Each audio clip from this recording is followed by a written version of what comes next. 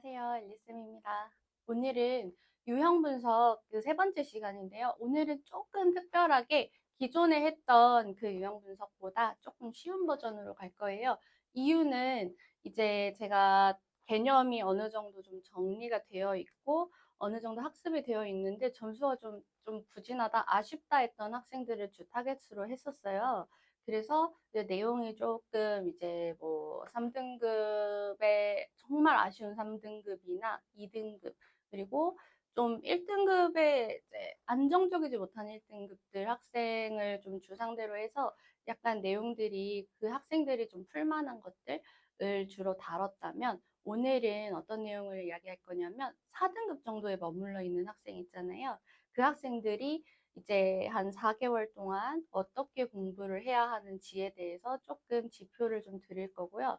이 학생들이 공부할 수 있는 가장 좋은 방법은 모든 문제를 풀려고 하시면 안 된다는 거예요. 그래서 모든 문제를 풀지 않고 내가 맞출 수 있는 문제를 맞추는 그런 전략으로 가도록 할 건데, 그럼 그 맞출 수 있는 문제 영역은 어느 파트에 있는지, 그리고 그 문제는 어떻게 공부를 해야 되는지, 이런 것들을 좀 이야기를 해보도록 하겠습니다. 자, 그래서 오늘 이야기는 간단하게 먼저 등급별 점수에 대해서 간단히 먼저 말씀을 드려볼게요. 이제 최근 6월 평가 기준이에요. 육모 기준으로 물론 이제 표점으로 발표가 되는데 우리가 어느 정도 원점수로 환산을 해서 생각을 하잖아요. 1등급 컷을 우리가 한 78점 정도라고 잡아봅시다. 78에서 80이라고 잡아놨을 때 우리는 몇 문제를 이제 거르고 문제를 맞출 수 있나요? 그렇죠. 5문제 정도? 근데 이것도 사실은 조금은 불안해요. 그래서 저는 어떻게 보냐면 한 85, 6점까지는 봐야 된다고 생각을 하거든요. 85에서 6점 정도 본다라는 이야기는 세 문항 틀리면 1등급이에요.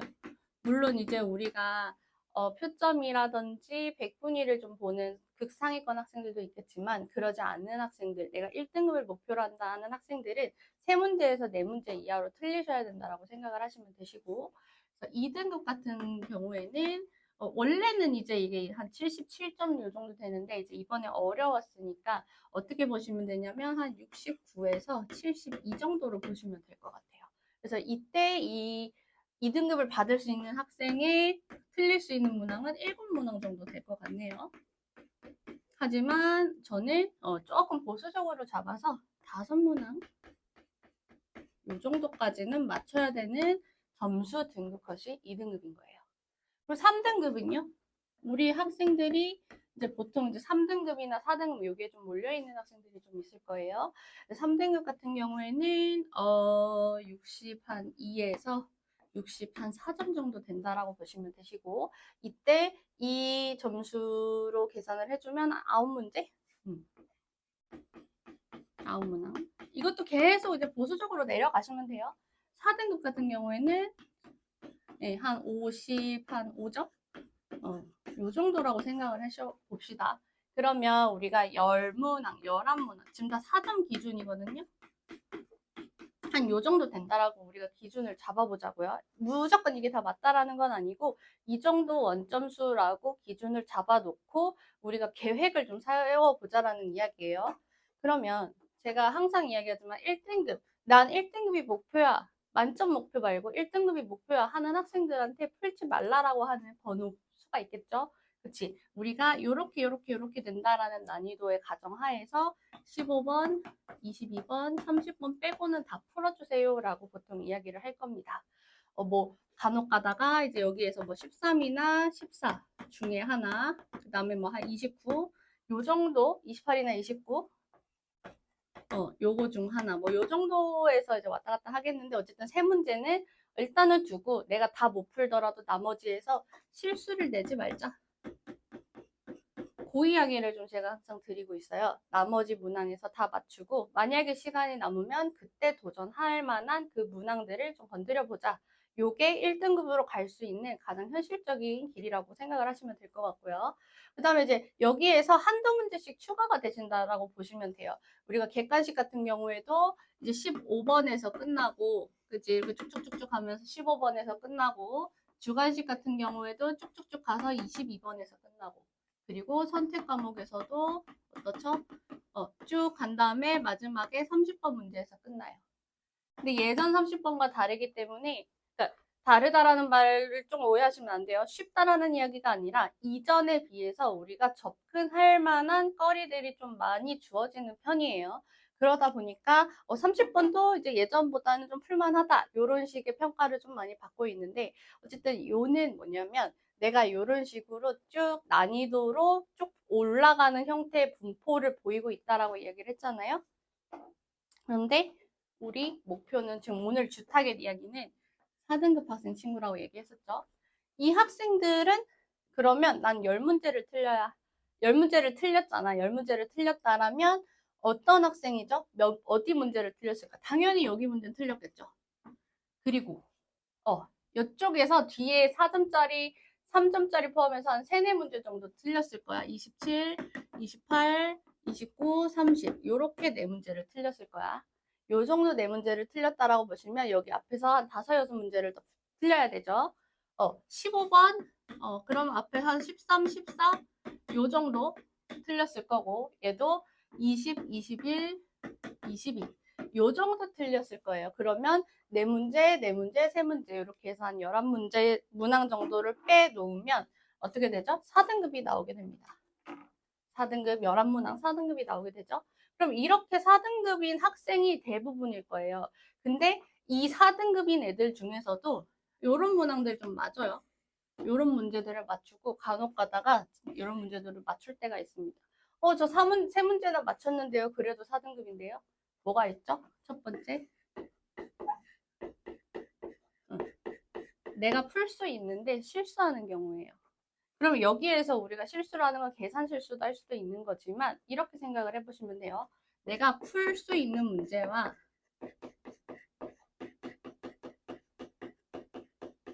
풀 수 있는 문제와 풀 수 없는 문제에 대한 구별을 먼저 해보셔야 된다라는 얘기예요. 풀 수 있는 문제와 풀 수 없는 문제를 먼저 구별을 해내셔야 하시고, 풀 수 있는 문제라면 절대 실수를 하지 마십시오. 이게 첫 번째예요. 그러면 우리는 실수하지 않고 어느 정도까지 맞출 수 있느냐, 요게 가장 하나의 큰 포인트가 되겠죠. 그렇게 실수 없이 틀렸다라고 했을 때 요런 11문제가 틀렸다라고 한다면 두 번째, 우리는 이제 스펙트럼을 넓혀야 합니다. 풀 수 있는 이 문항의 스펙트럼을 넓혀야 해요.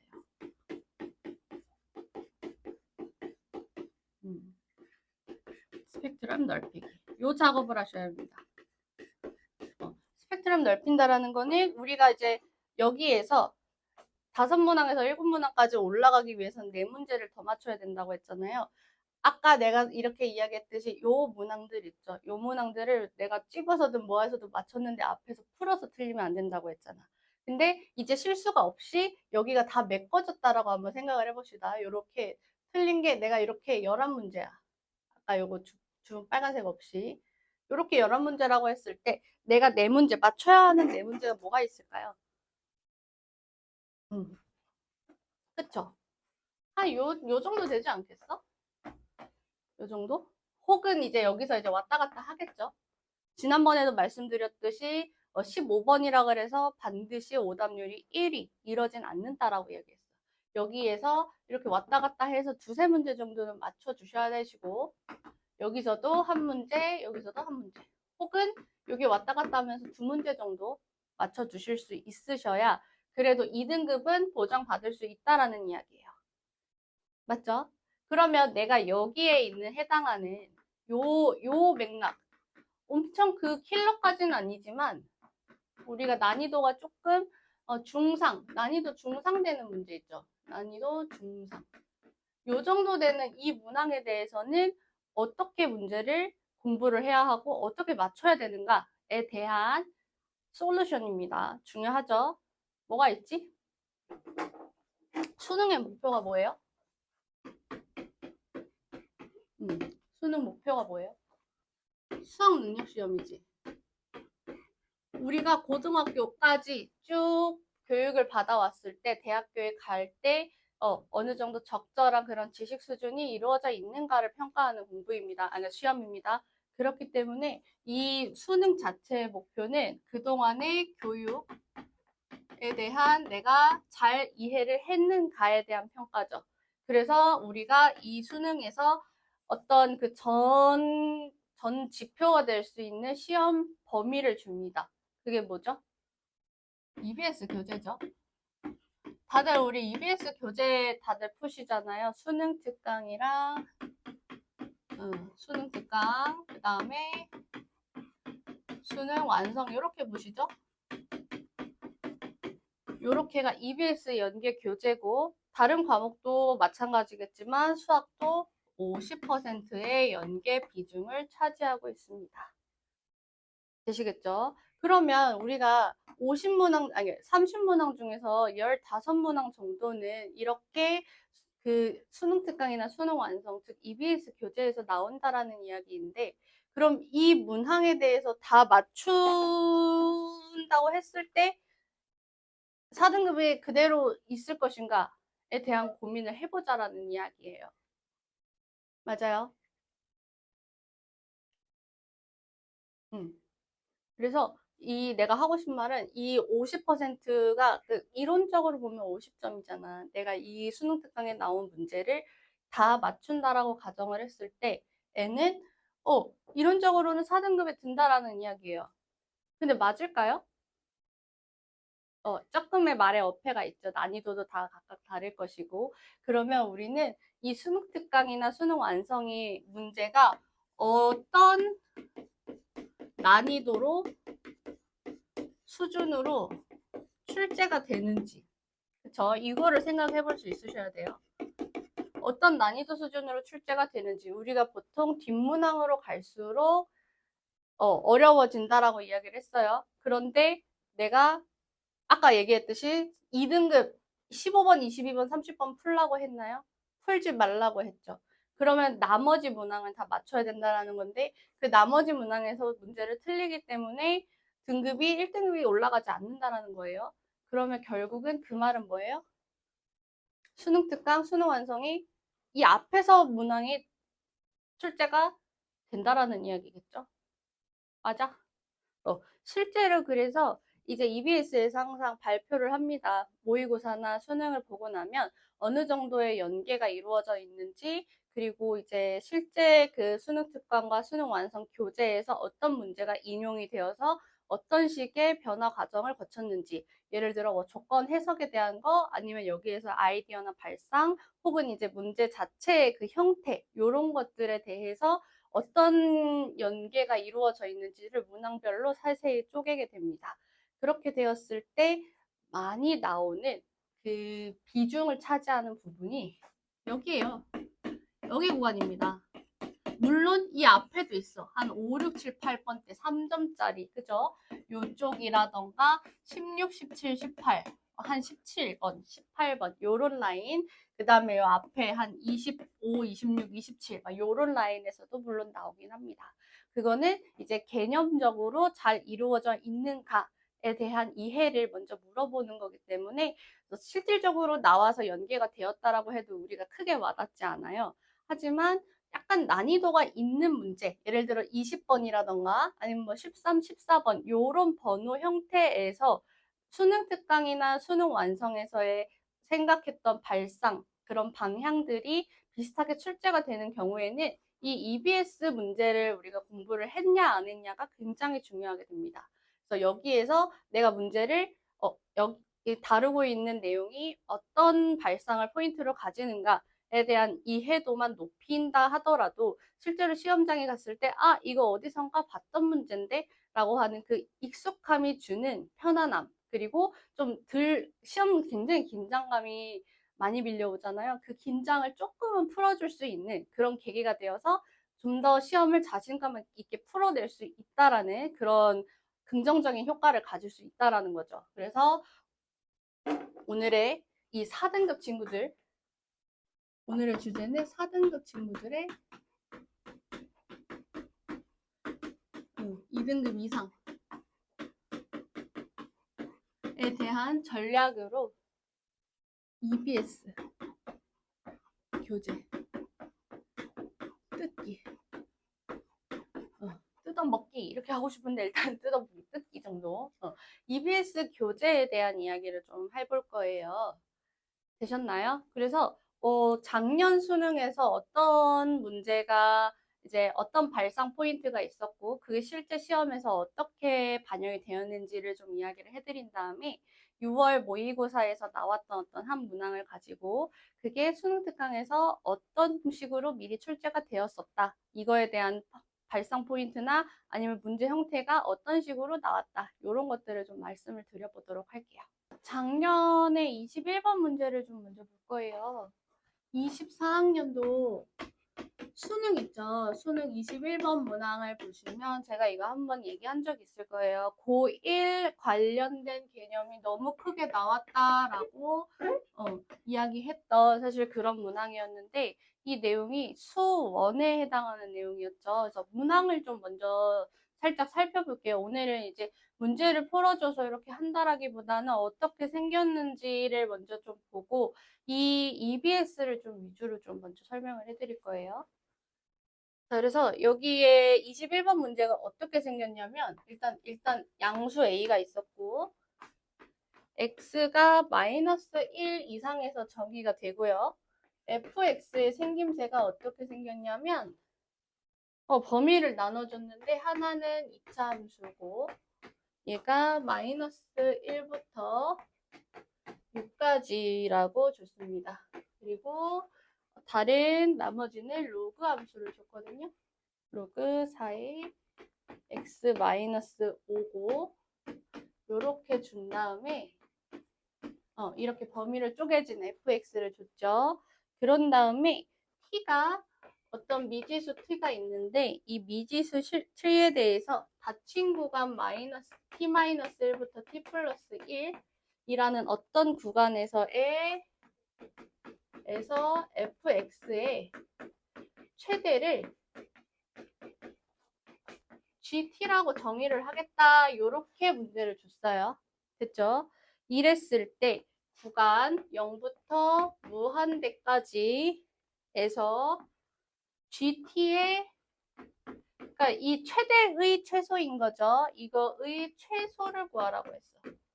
그러니까 최소를 사실 구하라고 했다라기보다는 이 최소를 주었을 때 A가 얼마냐라고 처음에 말했던 그 A 값을 물어보는 이런 형태로 문제를 줬단 말이죠.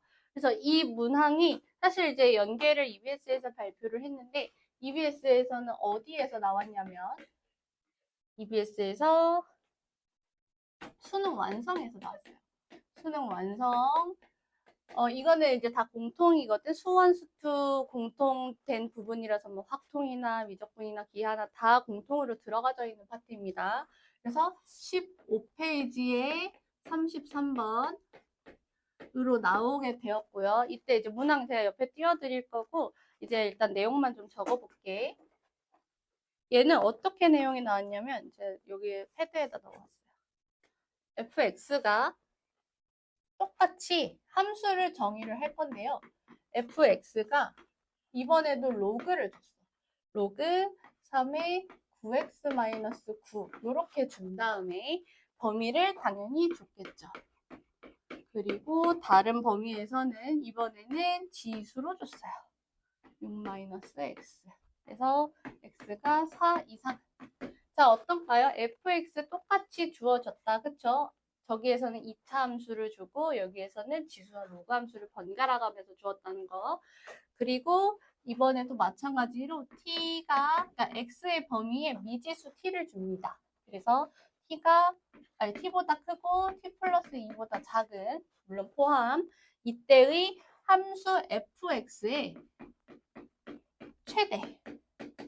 최대가 3이 되도록 자연수, 여기 에서라고 쓸게. t의 개수 구하고 그 다음에 또 미지수를 하나 더 줍니다. s부터 s 플러스 1에서 fx의 누구죠? 최소가 1인 이번에는 S가 자연수가 아니죠. 실수 S.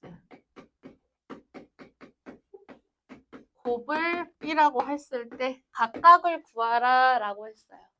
자, 요거의 문항의 차이와 같은 그 공통점과 차이점이 좀 보이시나요?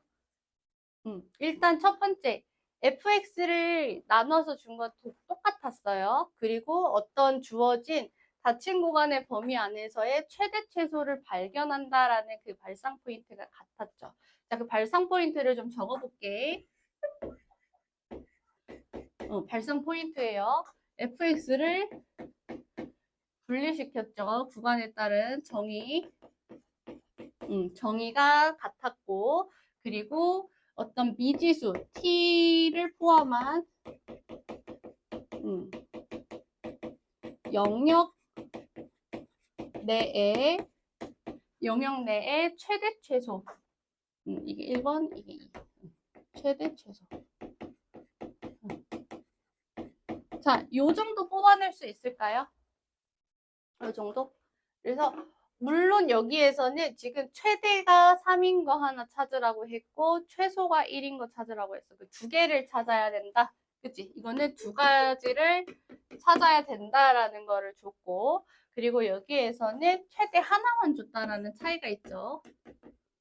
실제로 보면 이게 그 수능 완성에서 이 문항에서의 마지막 번호였어요. 33번 이 지수로 그 파트에서 마지막 번호였기 때문에 쉬운 난이도는 아니었고 학생들이 좀 고민할 법한 그런 문항이라고 그 당시에도 조금 이제 이 문제 괜찮아 라고 했던 문항 중에 하나였어요. 근데 여기에서 다른 점, 공통점 찾아보기로 했죠. 지금 같은 점은 fx를 분리해서 정의했다라는 거. 그 다음에 t를 포함한 영역의 최대 최소라고 이야기를 했죠. 그럼 여기에서 우리가 찾아낼 수 있겠죠. 어느 정도. 내가 여기를 공부를 했어. 예를 들어서 그래서 영역별로 그래프 그리고 한 그래프 이렇게 해서 그려볼까요? 이렇게 그렸는데 1부터 4까지에 대해서는 내가 이렇게 올라가는 1이면 정의가 안 되니까 이런 식으로 올라가겠죠. 어디까지? 4에 해당하는 어디까지는 올라가는 형태를 가지고 여기에서는 뭔가 내려가는 값이 같겠죠? 아닌가? 잠깐만. 4 넣으면 3 나오고 4 넣으면 같죠. 3이네요. 그러니까 3인 거를 알 수 있고 지금 살짝 대충 그리기는 하는데 이제 어쨌든 이런 식의 형태를 그려진 fx를 찾아낼 수가 있겠고 여기에서도 마찬가지로 fx를 그려낼 수가 있겠죠. 뭔가 0부터 6 이렇게 생겨진 여기가 6이고 또 여기에서 똑같이 이런 식으로 올라가져 있는 그런 모습을 보일 수 있겠다라는 거. 그쵸? 근데 이제 이거는 주어진 범위에서의 최대값의 최소값을 찾아내는 거. 그 다음에 여기에서는 그냥 이 범위 안에서의 최대만 찾고 최대가 언제 이기만 하면 되는 거. 그 다음에 최소가 언제 이기만 하면 되는 거. 요 차이가 있었죠. 자, 차이를 한번 찾아볼게요. 차이. 다른 점. 수능에서는 어떻게 나왔나요? 일단 2차 함수가 나왔지. 그리고 최대의 최소. 요 발상이 추가가 됐어요. 그럼 원래 내가 공부를 했다라면 요 내용이 이 내용만 포함됐을 뿐이지 다른 부분에 대해서는 좀 복잡한가요? 그냥 최대 자체만 줬고요. 최소 자체만 줬죠. 내가 두 개일 뿐인 거지 어떤 닫힌 구간 크기가 정해져 있는 닫힌 구간 내에서 최대가 3이 되도록 하는 이 구간을 정의하는 거에 있어서 큰 어려움은 없었다라는 이야기예요. 여기에서는 얘를 GT라고 정의를 새롭게 최대값에 대해서 정의를 하면서 얘를 구해야 된다라고 했다면 여기에서는 그냥 그 값 자체를 줬죠. 그치? EBS에서는 그게 차이가 하나 있었겠네요. EBS에서는 자체 값만 신경 쓰면 됐다. 개수가 늘어났다라고 해서 어려운 문제는 아니었다라는 거지. 그럼 여기에서 이제 생각을 할 수 있어요. 내가 여기에서 공부를 했다라는 거는 우리가 이 문제에서 범위가 미지수로 나왔을 때, 그치? 범위가 미지수로 나왔을 때 풀어낼 수 있다라는 걸 충분히 공부를 했다라고 한다면 우리가 그래프를 그려서, 그래프 그리는 거는 어느 문항이나 fx 주어지면 보통 그리니까 그래프를 그려서 어떻게 t 범위가 굴러가는구나, 요렇게 정의 정도는 할 수 있었다라는 거죠. 됐죠? 그지? 그 다음에 이렇게 어떤 미지수가 두 개가 나왔을 뿐이야. 여기에서는. 그지? 그래서 미지수 갖다가 하면 되는구나 라고 공부를 하고 되게 끝냈겠죠. 그치만 수능에서는 뭐가 나왔죠?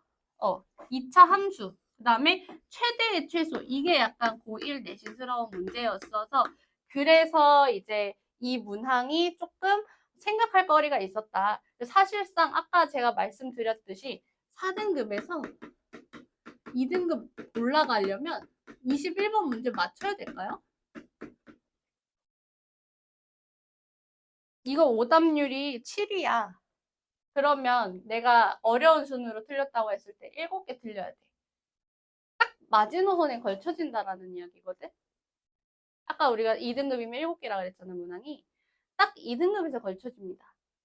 무슨 말인지 이해되셨을까? 이 문제까지 맞추면 이제 조금 더 이렇게 올라갈 소지가 있는 거고, 그게 아니라고 하더라도 2등급까지는 맞아낼 수 있다라는 이야기예요. 그러니까 꼭 풀 필요는 없다라는 이야기예요. 그치만 그렇다고 해서 이거를 공부를 내가 할 필요가 없다라는 이야기는 아니지. 왜냐면 지금 EBS에서 내가 어떤 식으로 미지수가 나온다라는 걸 힌트로 벌써 나왔잖아요. 그러면 미지수, 내가 어떤 그래프를 그려놓고 이렇게 범위가 미지수로 양끝이 있을 때, 이거 고1 때 많이 했거든요. 양끝에 범위가 미지수 있을 때 여기서 최대값을 찾거나 최소값을 찾으라고 물어볼 수 있겠구나. 요 정도는 생각을 하셨어야 된다는 거야. 거기에 플러스 알파로 그 최대값이 최소가 될 때가 언제인가에 대한 게 발상 포인트라는 거죠. 이게 발상 포인트야. 이게 이제 어렵게 만드는 발상 포인트였다라는 거죠. 이해되셨어요? 이것까지는 우리가 어렵다고 하더라도, 얘까지 따라오지 못한다 하더라도 적어도 여기 최대 최소에 해당하는 이 해까지만 해도 한 스텝 나아갈 수 있다라는 거예요. 요런 공부를 하시라는 이야기예요. 되셨죠? 그래서 이 수능 완성에 나오는 이 문항이 조금은 추가가 돼서 나와서 어려운 건 있었지만 기본적인 틀과 어떤 그 발상 포인트는 공통적으로 가지고 간 게 있었다. 이렇게 이야기를 해볼 수 있을 것 같고, 하나만 문제 더 볼게요. 하나만 더 보고, 그리고 우리가 25년도에서는 어떻게 지금 반영이 되었는가, 요것도 같이 이야기를 해볼게요. 문항 하나만 더 볼게요. 아까는 이거를 맞춰도 되고 안 맞춰도 되고의 연계성이었지만 이번엔 한번 봅시다. 마찬가지로 수능이고요. 수능이었고 이번에는 10번 문항이었는데 요거 이전에 제가 한번 풀어드렸어요. 그래서 여기에서는 무슨 내용이냐면 속도와 거리 문제였었고, 속도와 거리에서 V1하고 그냥 더 간단하게 쓸게요. V1하고 V2를 줬고요. 물론 P하고 Q 이렇게 줬겠지만 V1하고 V2를 줬었고, 그 다음에 PQ의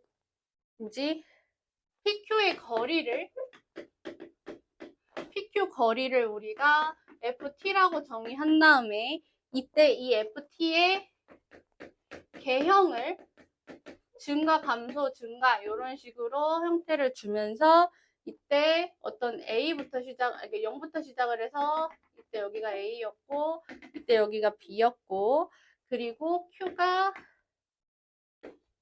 A부터 B까지 움직인 거리를 물어봤었죠. 요거 우리 지난번에 했어. 절대값의 그 중요성에 대해서 이야기하면서 같이 봤던 문제였어요.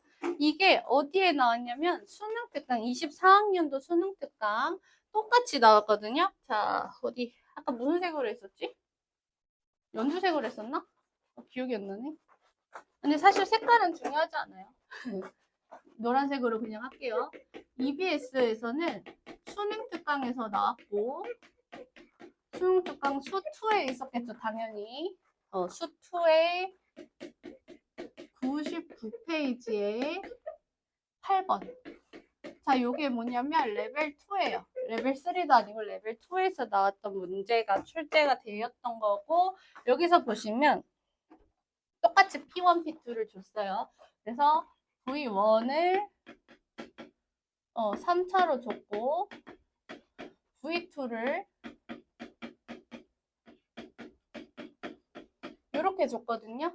요 문항을 이렇게 준 다음에 각각의 P, Q의 위치를 정의를 했어. X1T, X2T라고 정의를 한 다음에 이번에는 이 위치에 해당하는 차이의 절대값의 최대를 물어봤어. 자, 이게 말이 같나요? 다르나요? 같은 말인지 다른 말인지. 자, 우리가 여기에서 주어졌을 때 수능에서 문제는 Q가 AB부터 움직인 거리를 지금 구하려고 하는데 그때 조건을 어떻게 줬었지? 그치? 거리라는 어떤 개념을 FT라는 함수로 정의를 했어요. 함수 정의를 했단 말이죠. 그치? 함수 정의를 했는데 여기서 함수 정의했나요? 함수 정의는 안 했거든요. 그치만 여기 절대값이 나와 있는 거 보이시나요? 절대값?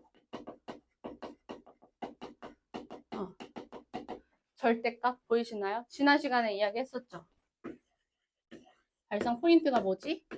거리는, 두 점의 거리는 음수가 나올 수 있다 없다? 음수가 나올 수 없다. 0 이상이다 라는 거. 그렇기 때문에 우리는 표현을 어떻게 해야 한다? 그치, 위치에 차에 해당하는 거에 그렇죠. 절대값을 씌워야 한다 라고 지난번에도 이야기했고 수능 특강에서도 이렇게 이야기를 했었고 그래서 실질적으로 문제가 이렇게 나왔었죠. 제가 이전에 이 24학년도 9월에 그 똑같이 속도와 거리에서 오답률 굉장히 높았다고 했었죠. 속도와 거리 오답률이 엄청 높았거든요. 근데 이 오답률을 낮춰놨단 말이야. 그쵸? 왜? 우리는 여기에서 물론 이제 여러 가지 요소에도 이 영향이 있었겠지만 수능 특강에서 절대값, 즉 어떤 위치에 해당하는 차이는 음수가 나오지 않고 절대값이라는 걸 이렇게 함수로 정의도 안 하고 직접적으로 이렇게 줬어요. 이렇게 주고 나서 그 다음에 그냥 함수로 정의가 된 채로 더 깔끔하게 출제했을 뿐이에요. 그럼 우리가 여기에서 수능 특강을 공부를 열심히 했다라고 한다면 EBS를 좀 어느 정도 풀어냈고, 그지? EBS를 어느 정도 풀어냈고, 그 다음에 여기에서 이런 디테일들 있죠. 표현에 해당하는 디테일을 놓치지 않고 공부를 했던 학생은 어떨까? 이게 사실 쉽게 풀리는 이제 조금 그 중상위권 학생들은 그냥 큰 그런 걱정 없이 수능까지 쭉 이끌어 나갔을 거예요. 그렇지만 내가 9월 달에 약간 절었어. 그때도 갑자기 막 속도 2개 PQ 주면서 막 어쩌고저쩌고 나왔는데 절대값도 막 어렵고 이렇게 해서 문제를 절었단 말이야. 그러면 그런 학생일수록 EBS에서 혹시 내가 출제된 거 없는지 한 번 더 검토를 해봤으면 좋겠다라는 거죠. 보세요. EBS에서 나왔잖아. 이거 9월 달에 제가, 자, 봐봐요. 잠깐만. 9월 달에 그때 속도와 거리 문제가 11번이었거든요. 11번 문제는, 이때는 또 수능 완성에도 나왔었나봐. 수능 완성에도 나왔었는데, 이거 내가 혹시 나오면 편집할 때 넣어볼게요. 수능 완성에도 나왔었는데 또 나왔다라는 이야기는 이게 그만큼 여기서 주제로서 좀 중요하게 다루고 있었다라는 거를 좀 암시를 했을 수 있겠구나라는 생각을 조금 지나고 보니까 들지 않나요? 그치? 그러면 우리가 그 내년, 즉 우리의 지금 25학년도 수능이라고 봤을 때 수능 특강이나 수능 완성에서 이렇게 다뤄지는 문제가 예측이 안 될까요? 어느 정도 예측이 가능하다라는 거지. 그래서 이렇게 공부를 내가 물론 이제 막 8번 이렇게 나올 거다고 딱 집어서 공부를 하진 않겠지만 어떤 그 문제를 풀고 2번, 3번 똑같은 문제를 반복해서 완전 체화를 했던 학생하고 그냥 어설프게 한두 번 풀고 아, 나 수능 특강 다 풀었어, 끝냈어 했던 학생은 저 문제가 기억이 날까요? 이걸 떠올릴 수 있을까요? 어려웠을 거란 말이야. 하지만 두세 번 더 많이 혹은 네다섯 번 풀었던 학생의 경우에는 아, 이거 어떤 그 위치의 차이에 해당하는 걸 물어보는 거였을 수도 있겠다라고 생각을 하지 않았을까 싶어요. 그리고 11번 문항이, 그러니까 10번 문항이잖아. 10번은 아까 어때야 된다고? 맞춰야 된다라고 이야기를 했어요. 그럼에도 불구하고 이거 문항이 조금 오답률이 그래도 순위 안에는 있었었어. 그 13인가 12인가 막 그렇게 순위 안에는 있었었던 문제기는 해요. 그래도 이 정도 문제는 맞추려면 앞에서 실수 없이 그리고 내가 좀 익숙한 형태로 문제를 빨리빨리 풀어낼 수 있으려면 어디에서 출제되는지에 대한 요거를 알고 있잖아. 이미 줬다니까요. 여러분 모든 전 국민 이 수능 시험을 보는 모든 사람들이 다 알고 있는 그 국민 시험, 국민 그 수험 공부 자료집이잖아. 수능 특강 수능 완성이. 이미 어느 정도의 그 암시가 되어 있다라는 거예요. 이걸 공부만 내가 충분히 해놨어도 꼭 상위권에 해당하는 그 어려운 문제들 말고는 기본적인 문제는 막힘없이 풀어낼 수 있다라는 거죠. 어려움 없이. 되시겠어요? 자, 그럼 올해 이제 25년도 6월에는 어떻게 좀 반영이 됐는지 문제를 한번 볼게요. 자, 25학년도 볼게요. 25학년도도 마찬가지로 수능 특강 문제 연계 퍼센트는 한 50% 정도 되고, 이제 비중이 조금 더 커 보이게 나타난다라는 그런 평을 받고 있어요. 그 이유는 뭐냐면, 좀 문제 형태가 비슷하다라고 생각을 좀 해주시면 좋을 것 같아요. 약간 뜯어보면 조금씩 다른데, 어쨌든 이 문항에서 처음에 수능 특강에서 봤던 그 생김새하고, 우리가 이렇게 실제로 평가원이나 수능에서 나오는 이 문항의 생김새하고의 그 유사성 있죠. 그 유사성이 가지고 오는 그 마음의 안정? 심신의 안정이라고 해야 되나? 그런 것도 좀 크단 말이죠. 왜냐면 어쨌든 내가 본 적이 있는 문제잖아. 그 본 적이 있다라고 느낀다라는 거는 내가 수능 특강을 좀 열심히 공부를 했다면 아, 여기에서 이런 식으로 나올 수 있겠다. 요걸 좀 볼 수 있다라는 거죠.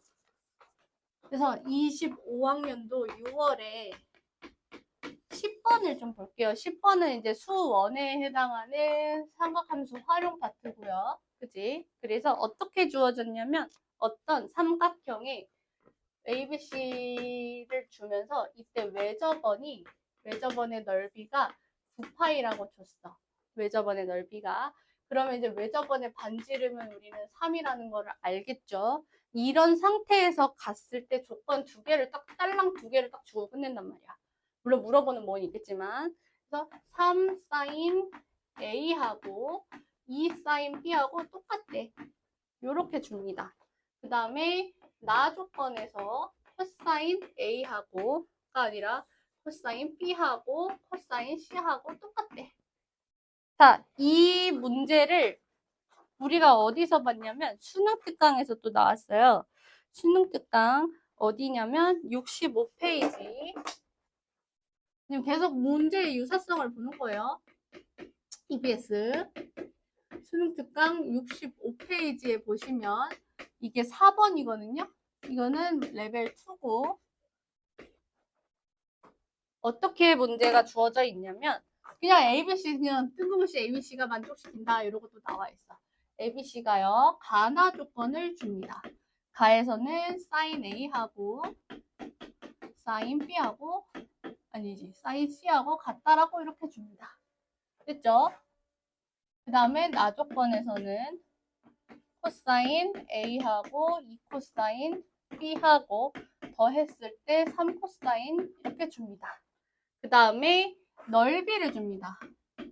ABC 넓이 12라고 할 때 이번에는 외접원을 물어봅니다. 외접원의 넓이를. 자, 봅시다. 처음에 주었을 때 여기에서 우리 문제 안 풀고 그냥 개형만 볼게요. 그러니까 생김새만 볼게요. 가나 조건 이렇게 두 개 줬단 말이야. 어때? 수능 특강에서도 가나 조건 이렇게 두 개 줬죠. 그렇죠? 똑같아. 생김새가 그냥 똑같아. 근데 우리가 여기에서 봤을 때는 사인이 똑같다고 했네. 근데 우리가 삼각형에서 사인이 똑같으면 어차피 둔각이어도 두각이 같으면 삼각형이 안 되잖아. 그러니까 예각인 두 각의 크기가 같을 수밖에 없겠죠. 그래서 여기에서 어떤 삼각형을 이렇게 그린다고 했을 때 A하고 C는 각이 같을 수밖에 없다라는 거를 먼저 주고 들어가는 거야. 그리고 나서 두 번째에서 코사인이 나오잖아요. 코사인은 우리 뭐야? 물론 둘 중에 하나는 합쳐지겠지. 얘가 이제 A로 바뀌겠죠. 그치? C와 A가 같으니까. 그럼 코사인 A와 코사인 B에 대한 관계식이 나오니까 얘는 뭘로 풀면 돼? 코사인 법칙으로 풀겠지. 그 다음에 이제 뭐 넓이가 어떻고 저떻고 줬으니까. 그죠? 이해됐죠? 그러니까 이 코사인 법칙을 내가 뭐 A, B, C 이렇게 주었을 때 그 길이를 뭐랄까 A, C, B인데 여기가 똑같이 A, A, C 이렇게 줬으니까 요거에 갖다가 이제 B와의 관계를 찾아내겠죠? B와의 관계를 또 찾아낼 거고 그리고 이제 넓이를 줬으니까 식 두 개, 미지수 두 개가 나오잖아요. 그치? 그래서 요거를 풀어낼 수 있었다 라고 보면 될 것 같고 물론 외접어는 뭐 써야 돼? 그치? 사인 법칙 쓰는 거죠. 이렇게 코사인 하나, 사인 하나. 그 다음에 어떤 삼각형의 모양 결정.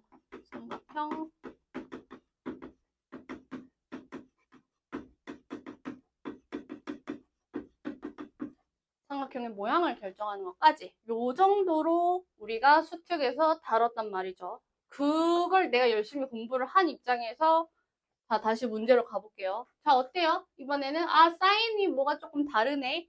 그런데 사인 법칙에 의해서 우리는 뭘 알 수 있어? 그쵸, 길이비를 알 수 있고 그 다음에 이번에는 코사인이 같다라고 하네. 이것도 마찬가지로 뭐예요? 삼각형 모양 결정이잖아. 요걸 알아볼 수 있어야 된다라는 거야.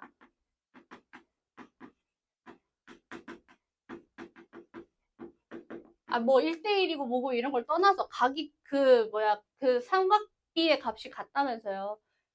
얘도 둔각이면 안 되는데 얘도 둔각이면 안 되잖아. 그치? 둔각이어도 되지만 이렇게 하면 삼각형이 결정이 안 되잖아. 그러니까 예각일 수밖에 없고 얘는 원래 예각일 수밖에 없고 또 마찬가지로 또 무슨 삼각형? 그쵸? 또 이등변 삼각형이네. 여기가 B하고 C가 같아지는 이런 이등변 삼각형인 걸 볼 수 있고요. 그냥 C인데 그냥 똑같이 쓸 수 있잖아. 그 다음에 여기를 똑같이 A라고 놨을 때의 사인 법칙으로부터 또 길이를 결정할 수 있겠다. 그렇지만 길이 B만 결정이 되고 정확한 길이를 구하기 위해서는 그치 외접원의 반지를 한 번 더 사인 법칙 한 번 더 쓰겠네요. 뭐 경우에 따라서 코사인 쓰셔도 상관은 없는데 사인 법칙 혹은 뭐 어떤 삼각형의 그런 이제 이등분 삼각형이니까 뭐 수직 이등분을 사용한다라던가 여러 가지 우리가 알고 있는 개념을 써주시면 되겠죠. 그래서 이 문제도 생각보다 학생들이 좀 당황해서 시간을 좀 많이 썼다라고 하더라고요. 근데 사실상 사인이 코사인만 바뀌었고 외접원을 물어보는 거에서 외접원을 줬고 반대로 그냥 길이를 정확하게 물어보는 거로만 바뀐 거잖아. 결국 똑같거든요. 나는 이거 유사성이 한 8, 90% 이상 된다라고 생각해. 요렇게 유사성이 나오면. 그럼 이 문제는 사실상 내가 공부만 열심히 했다면 거저주는 문제 아닌가? 거저줌? 그치? 거저주는 문제예요, 이런 거는. 이해됐지?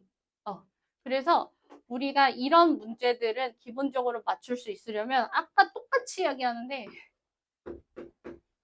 EBS 공부하세요. 한 번 풀었다고 해서 나 EBS 했어요라고 말하지 마세요. 너 한 번 풀었지. 당연히 다 한 번 풀었는데 이게 나왔어요 이런다니까. 물어보더라니까 나한테 나왔냐고. 나왔어요. 네. 나왔어요. 똑같이 나왔어요. EBS. 여기에서 나와서 다른 문제 기본적으로 다 맞춰주시고 이걸 공부하고 플러스로 기출을 공부하잖아? 딴 거 안 해도 돼, 진짜. 딴 거 하지 마세요. 이거 두 개만 하세요. 2등급 나와. 대신 진짜 열심히 해야 돼. 2등급 이상 나오려면. 되셨죠? 네. 오늘에서 여기까지 하도록 하겠습니다. 네, 고생하셨어요.